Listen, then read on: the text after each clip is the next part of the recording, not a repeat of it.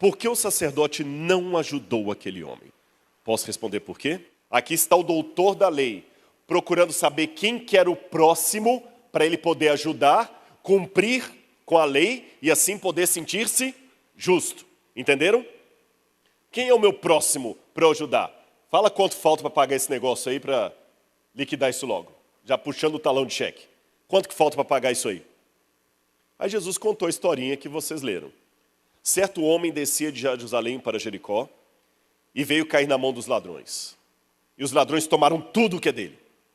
E o homem estava caído na beira da estrada. Pobre homem. Por que será que aquele homem estava caindo na beira da estrada? De repente eles tinham até adorar em Jerusalém. Tinha boas intenções. Estava voltando da igreja. Tinha acabado de devolver o dízimo dele, a oferta. Tinha voltado para casa feliz porque viu um sermão que mexeu com ele. E os ladrões o pegaram e o deixaram no meio da estrada. Ensanguentado. Aí passa. Quem que é o primeiro que passa na parábola aí? Quem, igreja? Não ouvi ainda quem? Sacerdote. E o sacerdote ajudou aquele homem e o curou, o levou para o hospital. Não é isso não? O sacerdote passou de largo. Por que o sacerdote não ajudou aquele homem? Vamos fazer perguntas ao texto. Por que o sacerdote não ajudou aquele homem? Posso responder por quê? Olha para mim aqui, não esqueça nunca mais. O sacerdote não ajudou aquele homem porque ele era fiel à lei de Deus. Ele era fiel a Deus. Não entendi, Rodrigo. Deu um nó aqui agora.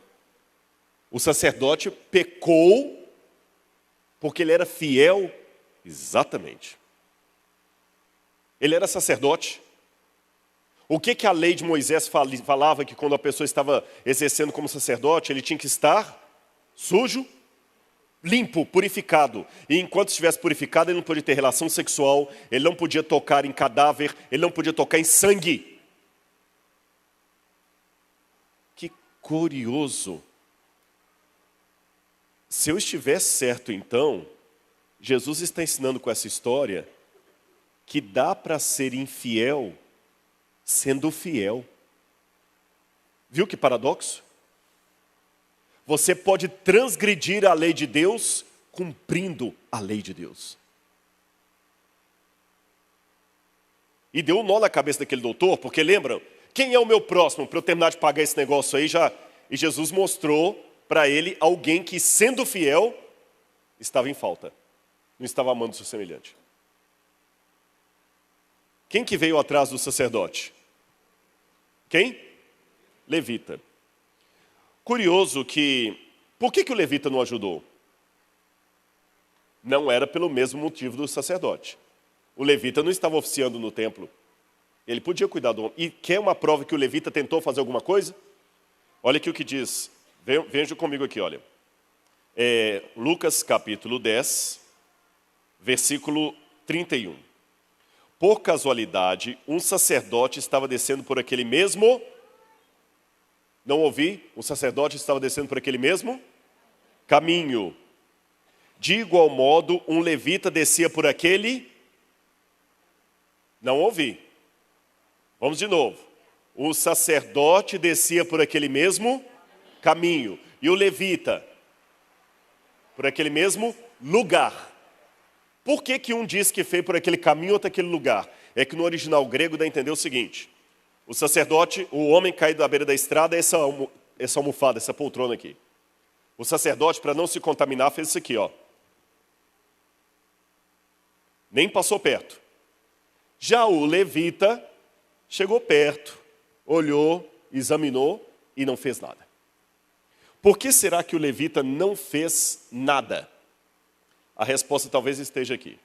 Quem for para Israel vai poder ver restos da estrada romana original que ligava Jerusalém a Jericó. Até hoje existem pedaços dessa estrada romana lá.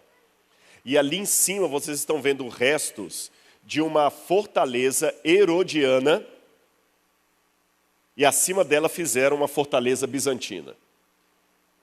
E do outro lado da estrada moderna, você tem restos de uma... Antes de entrar nisso, eu quero só dizer uma coisa que chamou atenção. Isso aqui do lado de cá é restos de uma pousada do primeiro século, do período do segundo templo. Então, se essa história, que nem toda parábola é história com E, algumas parábolas podem ser baseadas em fatos que aconteceram. Se essa história for uma história que de repente aconteceu de um assalto que Jesus contou, pode ter acontecido por ali. E o que me chamou atenção é que essa estrada que liga Jerusalém a Jericó, ela quase não tinha, a estrada romana eu digo, quase não tinha curvas, olha lá o desenho. E é uma descida, porque Jericó está abaixo do nível do mar em relação a Jerusalém. Está mais baixo. Então isso dá a entender que quem vem aqui atrás consegue ver o que está acontecendo lá na frente. O levita provavelmente vinha atrás e viu o que o sacerdote não fez. Aí vem aquela filosofia. Se o pastor não foi, por que eu tenho que ir?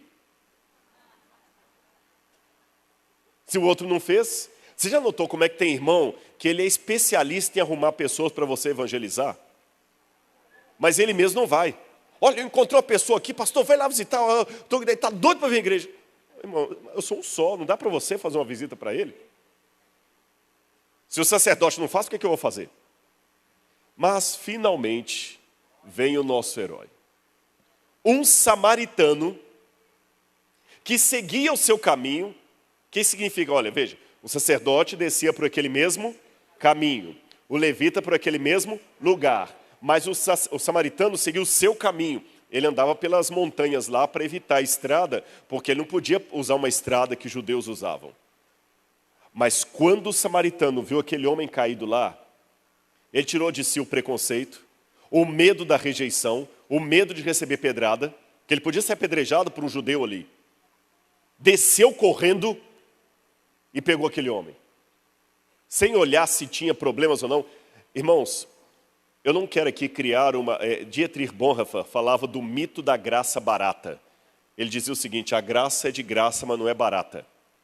Eu não estou querendo aqui desdenhar das coisas de Deus, mas aprendam duas coisas. Em primeiro lugar, a gravata não pode ser mais importante que o pescoço que está por detrás dela. Mas tem gente que por causa da gravata corta o pescoço. Entenderam? Até as coisas de Deus, se estiverem no lugar errado, se tornam maldição. Até as coisas de Deus, se estiverem no lugar errado, se tornam maldição. Aquele samaritano pegou o homem, cuidou dele, botou no seu animal e o levou até a hospedaria. E Jesus, ao final, devolve a pergunta para o homem. Mas eu quero voltar aqui. Qual foi a pergunta que o doutor da lei fez para Jesus, por último, antes dele contar a parábola? Quem é o meu próximo? E vocês lembram que eu falei, olha, o doutor da lei está perguntando, quem é o meu próximo para eu ajudar? Então aqui está a silhueta do doutor da lei e do outro lado a silhueta do próximo. Se aquele é o próximo, esse é o doutor da lei. Só tem dois personagens aqui, o próximo e o doutor da lei.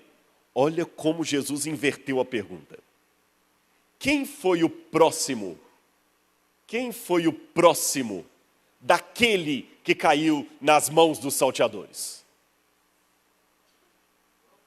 Vocês perceberam isso? Você está querendo saber quem que é o próximo para você ajudar? É você que está precisando de ajuda. Você que precisa de ajuda. É você que precisa ser ajudado. Você que se levantou querendo me colocar em provas, na verdade você está querendo se sentir justo. Você precisa de salvação. Você que está caído no chão, ensanguentado, e de repente nessa noite, eu estou falando para pessoas que estão caídas e nem se deram conta que precisam de ajuda. E sabe por que às vezes você não encontra ajuda? Porque a primeira coisa que você precisa ter é a humildade para aceitar a ajuda de alguém que você despreza, de alguém que é samaritano, porque Jesus muitas vezes é a figura desprezada desse mundo. Jesus hoje está fora de moda. Por quê? Porque Jesus é criacionista. Jesus acreditava na literalidade da Bíblia. Jesus acreditava que Deus criou o céu e a terra. Jesus acreditava no casamento como a Bíblia coloca. Jesus acreditava em coisas que hoje são consideradas fora de moda. E você tem que ter a humildade para aceitar que esse Jesus, considerado samaritano por muita gente, aliás, ele era chamado de samaritano por alguns judeus. Esse Jesus salve você.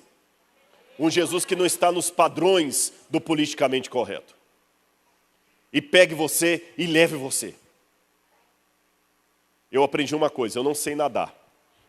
Mas eu aprendi uma lição de natação. Se algum dia eu estiver afogando e vier alguém me socorrer, a primeira lição, aprenda comigo se você também não souber nadar como eu. Não atrapalhe o seu Salvador. A pior coisa que tem é você entrar em desespero e estrangular o bombeiro e não deixar ele te tirar da água. Quer ser salvo? Eu vou te falar qual é o seu papel na salvação. Não atrapalhe o seu Salvador. Deixe ele tirar você do chão.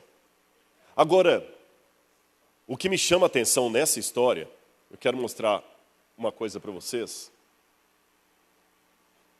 é que se o samaritano é Jesus,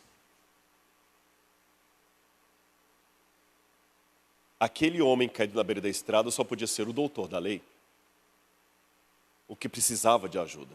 O que começou a pergunta achando quem que eu preciso ajudar para encerrar essa conta, e era ele que precisava ser salvo, precisava de ajuda. Agora, primeira lição. Jesus não salva alguém para deixá-lo à beira da estrada. Jesus tira da beira da estrada, ele tira do mundo. E hoje existe um movimento, eu até estava conversando lá dentro com os pastores, eu quero escrever um livro sobre isso, já estou rascunhando um livro sobre isso. Qual o papel da igreja na salvação, na vida do crente? Porque estão dizendo coisas por aí, pastor, que não são bíblicas.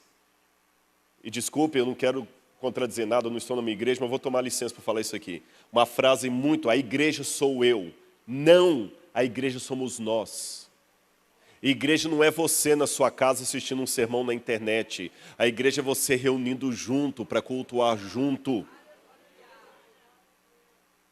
Deus não salva alguém do mundo para deixá-lo lá. Mas curioso, já que eu falei de igreja e mundo, o samaritano salvou aquele homem, não o deixou na beira da estrada, mas também não levou aquele homem para casa. O samaritano não levou aquele homem para Jerusalém. O samaritano levou aquele homem para onde? Hospedaria. A hospedaria era um lugar na beira da estrada, onde todo tipo de gente ficava. O rico e o pobre. Isso eu falo arqueologicamente falando, pelo que a gente tem dos indícios arqueológicos ali, porque era uma estrada de mais ou menos 25 quilômetros, mas você, dependendo do horário que você saía de Jerusalém, a pé, você tinha que dormir na hospedaria, porque era perigoso, de noite lá havia muito assalto. Então, o rico ficava lá e o pobre também. Uma pessoa religiosa, uma menos religiosa. Essa hospedaria representa a igreja. Quando Deus te salva, Ele não te salva para te deixar no mundo, Ele te tira do mundo, mas Ele ainda não te leva para a Nova Jerusalém. Ele te traz para a hospedaria, para a igreja. E ser salvo requer um grau de humildade muito grande. Primeiro, para admitir que eu preciso de salvação. Segundo, para não atrapalhar o meu Salvador. Terceiro, para deixar que o meu Salvador me salve, mesmo sendo ele um samaritano que eu aprendi a desprezar desde a infância. E quarto lugar, deixar que esse samaritano me leve para a igreja dele, onde todo tipo de gente vem. E o mais interessante, ter a humildade para estar dentro da igreja, cultuando ao lado do samaritano, que eu desprezo, e ao lado do sacerdote e do levita, que recusaram me ajudar. Você teria humildade espiritual para Deus te trazer para a igreja, onde tem pessoas que te recusaram o pão?